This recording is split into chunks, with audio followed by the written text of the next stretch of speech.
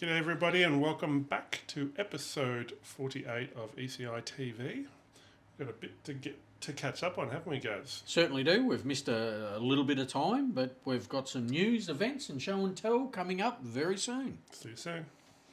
G'day, he's Gary.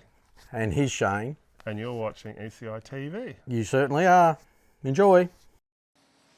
Okay, let's see. We can kick it off a little bit with a few of the restrictions being or starting to be lifted in Australia, and maybe a little bit of racing starting to get underway. I don't know if I think they're lifted everywhere in Australia except here, aren't they? Yeah, probably. Although Queensland's still on the cards to lift in December, I believe. Okay. For us to travel up there. They got restrictions of lifted, but borders, still closed at this stage for most of the places. But yeah, us in Victoria here, looks like we're going to get a little bit more freedom as from Friday. I was going to say we're going to get back on track soon, but a lot of people that I know have managed to get to tracks over the last few weeks. Isn't that annoying? All these social media posts of all these people, g'day Bruce, off at race meetings all over the place, or not all over the place, but getting to race meetings. And yeah, it is a little bit frustrating, but it's great to see some racing getting back underway. Yeah, and hopefully soon it'll be our turn. Cross our fingers. I can't see it happening until next year, but anyway, we'll see what happens. Supposedly we've got state titles coming up, but we have heard that there's a little bit of a maintenance issue at the state titles track as well.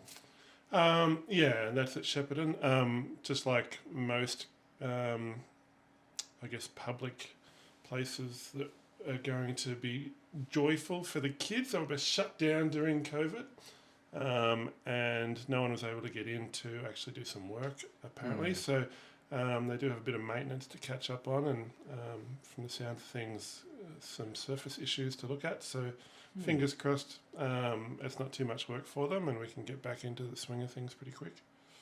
Maybe people will be that appreciative of being able to get to a track that they won't even notice that it might be a little bit rough or something. I'm sure they'll be happy just to get back on their bikes and have a ride. We could call it an old school race and say, and say back in the 80s we didn't have surface.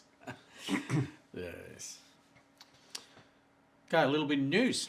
Yeah, so just going through some of the news over the past 4 weeks, I did notice that the ODI Heater Jersey, which is a very nice looking jersey, we'll pop up an image for you guys to check out, is now available. Seems like ages ago that you actually showed it on the show. Yeah, so I've had one for a while. They've just taken a while to put it up on their website. But yeah, now they're freely available and you can go and check those ones out. I did fail to write down all the details, but I'll pop them up on the screen for you. And they're available now. So that available in Australia? They should be through Lusties. Okay. Yeah. Okay. I haven't checked Lusties to see what the availability is, but yeah, definitely if they're available through ODI in the US, Lusties have them here in Australia. They've got pretty good stock. Yeah. Excellent.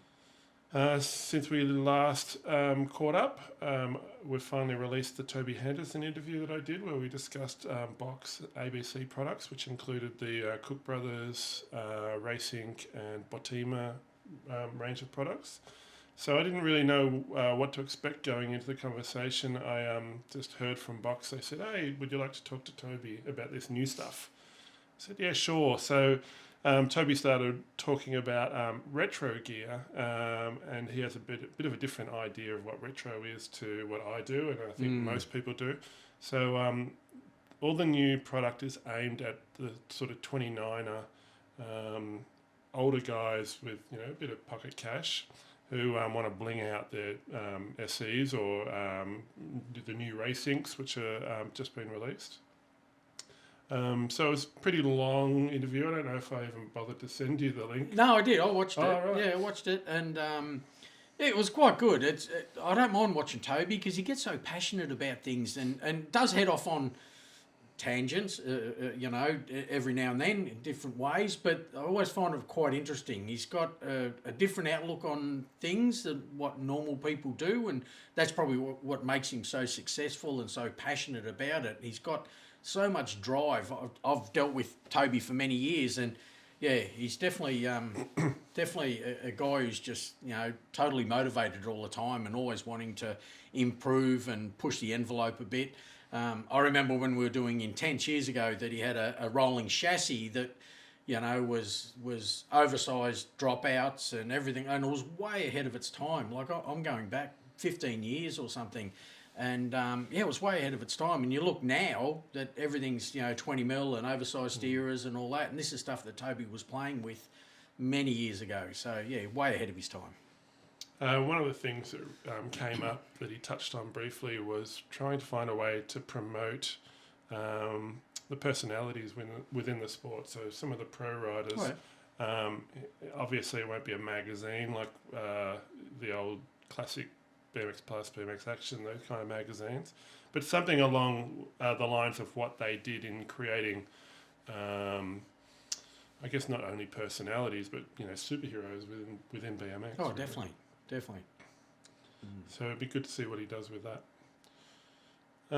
So that's enough. If you want to go and check that one out, that's on YouTube on BMX Ultra's account, and we'll provide the link in the description on YouTube. BSX 2022 it has a new partner, and that's Alley Cat Engineering. They got involved last year. That's Paul Brinkat. I'm not sure if you know Paul. Okay, yep. Yeah, I know Paul well. Yeah, so they got on board last year after coming the previous year and having a ball. So hopefully they'll help us with a little bit of infrastructure that we want to sort out, a bit more organisation around the staging area. So we're going to have another set of steps going up the side of the hill rather than walking up the front. Okay, perfect. Are you looking for a plumber as a sponsor as well, or have you finished all that? Plumber? Oh no, I've just about finished that actually. I've just got to fill my holes in. But that would have been nice. It would have been good, wouldn't it, picking up a plumber as a sponsor for it? Would have saved you a lot of work. So welcome aboard, Paul, and we've got a few more announcements to make at the moment. Things are going really well with BSX. Track's coming along, everything's running fairly smoothly. And given our restrictions, I'm not nervous about where we might be positioned mid-January. Geez, that's unusual. Normally this time of year you're getting quite nervous. But I suppose part of the thing that does make it a bit easier for you is everyone's aware of all the restrictions, and so the pressure isn't necessarily on you to turn around and say you've got to present something that's 110%, because everyone's going to realise that if it's 105%, you've done the best you can under the current circumstances. And it does help that we were under restrictions last time around, so we know what to do, what we can and can't do, and what's expected. You must be looking forward to the time that freedom allows people to come up and give you a bit of a hand. Well, yeah, I've done so much work. I don't know how much I've left for other people to do, but definitely need to get onto the whippersnipping. It's looking a bit messy up there, but done a whole lot of shovel work. I'm really looking forward just to having ride sessions with the boys and getting their feedback on the changes that I've made. Ride it all in. Yep. So Supercross BMX have worked with Damien Fulton to create this little fella. It's Scuzzer Switchblade, which some of you might recognise from the Radical Rick comic books or comic strips that used to be published back in the day in the BMX Plus magazine. Did you ever see the comic? No. Before your time? Yeah, probably, or maybe just not interested. They're pretty hard to miss, and they're quite popular. So he was a villain to Radical Rick. So yeah, they're available now. They were released about a week ago, and limited numbers. So they are available through any Supercross dealer. You got a bit of a collection of those happening, haven't you? I do. I've got him, I've got Radical Rick, and I've got two Supercross riders. So yeah, it's growing. I don't know why I've got toys, being a fully grown man who could easily be someone's grandfather, but I'll keep playing with my dollies, especially if they keep saying, yes, play with me. So they all would have had a bit of fun during the earthquake of last month. I didn't even think to turn around. I was at my Turn desk. around, they all would have been going crazy. The whole house was shaking, so I didn't even think to turn around. Yeah, that would have been cool. Film that, and they're all just sitting there. Didn't even think about that one. On BMX Ultra, we've done a product review of the Rennen Tie Infinity bolts. So you've had them for quite a while, and I figured I needed something to occupy my time. I didn't have enough on.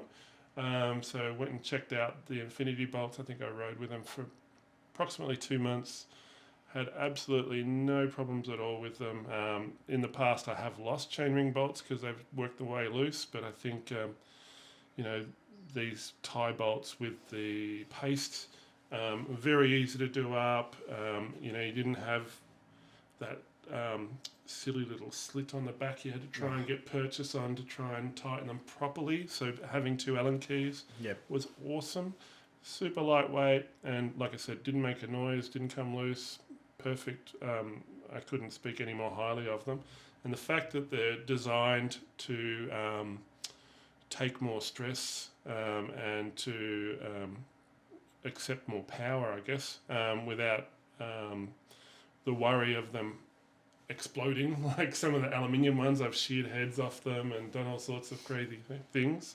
It's funny, isn't it? Because you think about something as simple as a chainring bolt, and only George at Rennen could honestly take something so simple and take something so simple, redesign it, and make it so much better. Yeah. But also write like 4 pages on why it's better. I mean, it's not only it's that, all about these chamfers and different. And if you go onto the Rennen website, there's little animated things on why Modelling, they work better and everything. And only George could do that. But because of that, they're fantastic. Absolutely. I mean, they cost a little bit more, but I think they're definitely worth it, especially the problems I've had with chainring bolts over the years.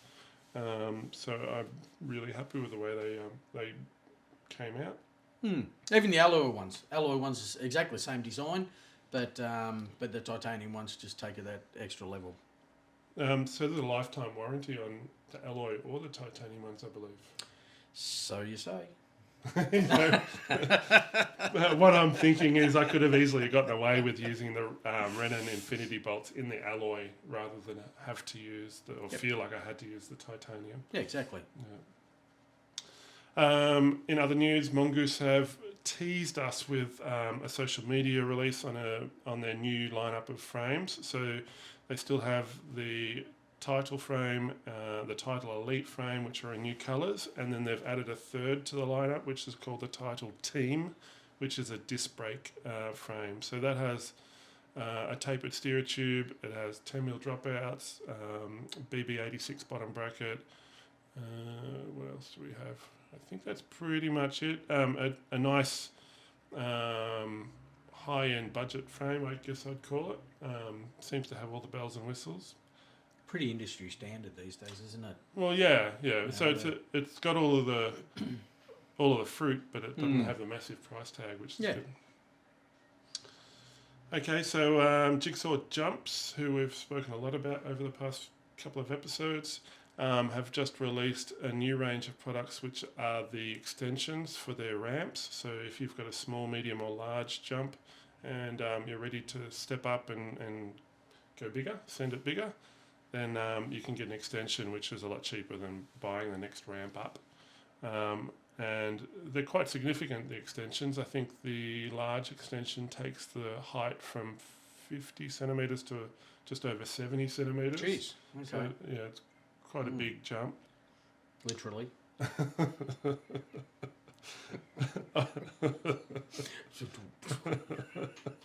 You were talking about supplying Jigsaw Jumps through your online store. Has that happened yet? It hasn't happened yet. We've been a bit busy doing other bits and pieces, and realistically, we'd like to get to the stage where we can take them around to a couple of race meetings and get people to have a bit of a ride around, destroy a few wheels, and and show them before we really get behind the product. But rather than just putting them on the site, we'd like people to be able to have a bit of a play with them at a race meeting. But yeah, it'll happen soon. Nothing happens quick.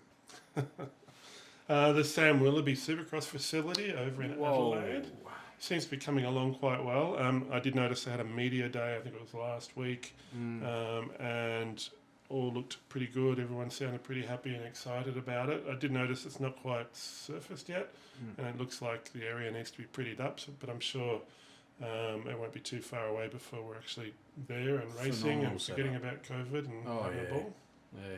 One of the places we love travelling to, Adelaide, or Radelaide as they call it. So yeah, it'll be good to get over there once that's all done and experience that. But yeah, what you see already on social media and everything is phenomenal with that setup. Yeah, crazy. And there's a potential new bike facility going to be built just here up the road, Gary. Yeah, about 10 minutes away. Yeah, there's not expressions of interest, but I don't know what you call it. It's been posted to see if there's anyone against it. But yeah, quite a large bicycle facility with pump track, BMX track. I think even downhill section, but quite a few genres of cycling being allowed for. Just at Wesburn, so probably 10 minutes away from here. It'll be good to see that up and running. And I dare say it could be a lengthy project before it's open, but it's great to see that the local councils and everything are thinking about the youth. And I suppose it's because everyone is a little bit restricted in movements that they're trying to put facilities like this at reach. So yeah, it's great. I did do a little bit of research on this place, and they're actually looking to push towards. There's a jump park in Albany in WA, which has dirt jump style jumps. It has a pump track, and it has a skate park or a bike park or whatever, all in the one area, and they're looking to build something very similar to that to provide a little bit of everything for everybody. Yeah, it'd be great for people out in the valley. Yeah. Even outside the valley. Outside the valley, yeah, come out and have a look. Also, Rennen have released their 2022 Tekion pants. I hope I pronounced that right, Tekion, which are very super lightweight, and they say they're the most advanced and lightest bicycle-specific race pant ever made. Jeez, that's so a big statement. Big claim. Big statement. Obviously, then made for fitter people than me, because the adult size only goes up to a 36. I don't think I'll ever see that size again. What were you, 12? When I was 36. Oh, no, I actually did all right until I was probably about 30. So they're available in new sizes, 18 to 26, and adult sizes, 28 to 36. And they're available now, so maybe an early Christmas present on that one. Oh, they are available now. Yeah. Fantastic. Yep. And let's get stuck into events, Gary. We've talked about events and said we wouldn't go there, but these are ones that have been run and done. So there's the Queensland State... Tears coming down.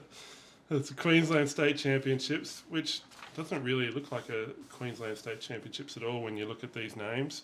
So in the Superclass men, Brandon Tahiko took the win. He's a Victorian or former Victorian. Matt Kreveskis took second, and he's from South Australia originally. And Hayden Fletcher took third, also a Victorian. I don't know. Was a Victorian. Was. I don't know what he's now. In the Superclass women, there's Taylor Maurice, who finished first, Isabella Schramm second, and Janellen Butler in third. Masters was won by Daniel Wallace, and the Masters women was won by, I'm sure this is a typo, Celie O'Sullivan. There's a D in there somewhere, but I'm not sure how. Maybe it's a silent D, like pee in water.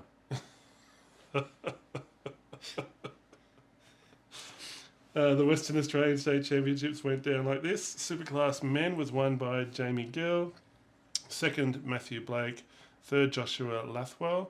The Superclass women, Rachel Gaskin got first, and it was interesting to see her name there because I hadn't seen her racing for a while. I don't think she's been to the East Coast for quite some time now. So a good win for her. Felicity Mann got second. Keisha Seville got third, and I did see Kalen Young finish first in the 35 to 39 men. I imagine he was riding age group as there was no vet or masters class, but good to see him out still killing it. Bloody oath. The South Australian State Championships will run just on the weekend just gone. In the Superclass, Shane Rusa finished first, Matt Tidswell second, and Max Cairns from Victoria here finished third. So that was another interesting one. I hadn't seen Shane Rose's name too much lately either. In the women's class, we have Georgia Potter in first, Tegan Fox in second. You should have pronounced that one because you said that's the one you could. That was one, yeah. That is a good one coming up. Stephanie Davies finished third, and Masters was Matt Willoughby. So some of you might recognise that surname, Sam Willoughby's brother. He'd been out of the sport for quite a while. It looks like he's come back in. Maybe his kids are involved now, I'm pretty sure. Also on the weekend was the Red Bull Pump Track World Championships. So I'm guessing that Gary didn't get to watch that one. No, not at all. Pretty exciting live feed, a brand new format where they each get one single run each round. And after that single run, you get the opportunity to go as many times as you like to try and improve your time. So if you have a top 8, if you have 8 in the round, you want to be in the top 4. So the top 4 normally sit out and wait for the other guys to go faster and faster until they push into the top 4. If you get pushed out, you can get to go again. Oh, right. And that happened for until they got to the top 2, and then when they got to the top 2, it was just a one-run idea. But it looked like it was quite a grueling format for some of the competitors. Neil Bensick, who made it through to the top 4, basically collapsed and couldn't do his final race. Exhausting. Oh, Yeah. absolutely. Jeez. Especially if you were like borderline there. So Eddie Clerté took his first win at that level. So he's got the rainbow stripes for the men. Philipp Schorb, who was a German guy, finished second. Thibaut Dupont, I think he was another French guy, in third. And Niels Bensick, as we mentioned, got fourth. In the men's, there were a few mountain bikers having a crack, but they just didn't seem to have the same pace as the BMXers. In the women's, we had Aiko Gomez, who was only 17 years old, take first. You're laughing because I'm I know what's coming up. Peyton Ridenauer, who was the 2019 World Championship, finished second. Christina von Nidenhausen. Keep going. I think You only got halfway through the surname, I think. No, I think Niederhausen is all right. That's pretty good pronunciation. That's pretty close. I'm going to take it. So Christina von N finished third. And Meryl Smulders finished fourth. So yeah, it's was quite interesting to watch, and you can go back and watch the replay of that if you're keen. Be so good once everything's opened up, world and everything, and we can start getting to some of these pump track events. Yeah. And they just seem so exciting and so tailor made for BMXs. Well, this particular event obviously was light on as far as Asia Pacific went. It was mostly the US and Europe was well represented, but not much of anywhere else. Maybe a couple of Canadian people. But yeah, obviously Michael, who comes on regularly, had qualified for it, but wasn't able to go. Yep. Wade Turner locally had qualified. Sai Sakakibara, a whole bunch of names that weren't able to turn up. Had Bodie qualified? Bodie had qualified because he finished second, but he didn't get a free ticket. Yeah, okay. So that's it for results. Now we've got something for you to talk about, Gary. Yeah, just only a couple of recent products that have come into ECI just over the past couple of weeks since the last show. We've got some Wellgo mini or junior pedals that have come in a 9/16 with replaceable pins, and they're available in red, blue, white or silver. Black or silver. And at $39.99, they're just a good little small platform pedal that's handy when you're at that age. So Are they a seal bearing pedal or open? No, they're a loose ball pedal, but at $39.99, you can't go wrong. No, absolutely. So it's a great little size platform for those little groms. So the other thing that's come in, Position 1 has brought in some sort of entry level, I suppose you could call them, chain rings now in 4-bolt and 5-bolt. So we'll show the 4-bolt first. It's just a no frills alloy 4-bolt 104 PCD chainring, and they're available in 37 to 44 tooth and come in at a great price of $39.99. So they're available in any good dealer around Australia. You can go in and hit them up for that. And the 5-bolt, which is a narrower chainring, a lighter weight chainring for the junior riders, so that's only 3 mil. And again, 110 PCD 5-bolt, and that's available in 34 to 41 tooth. Any colour you like, as long as it's black and to suit a 332nd chain, and they're all available now through ECI and through your local bike shop. So that's about it for new products. We haven't had much in. We've been busy but haven't had much in. Supply's a little bit hard, as everyone knows at the moment. We've covered that quite a few times. So it just is what it is, and we get in what we can. So what's coming up for you, Gary? Friday, fishing. Fishing. That's let's right. hope so. First round of freedoms. First round of freedom for me, so Friday afternoon I might be wetting a line. But apart from that, yeah, just catching up on stuff around here. And I suppose you're working on the track? Yes, yeah. So hopefully with the weather improving, I'll even get a chance to ride it. That'd be nice. I'm looking forward to it. So that's probably about it for us. Yeah, that's it for this episode. Short and sweet, just the way we like it. Hopefully we'll see you soon at the track. Okay, take care everyone out there and stay safe. Cheers. Cheers.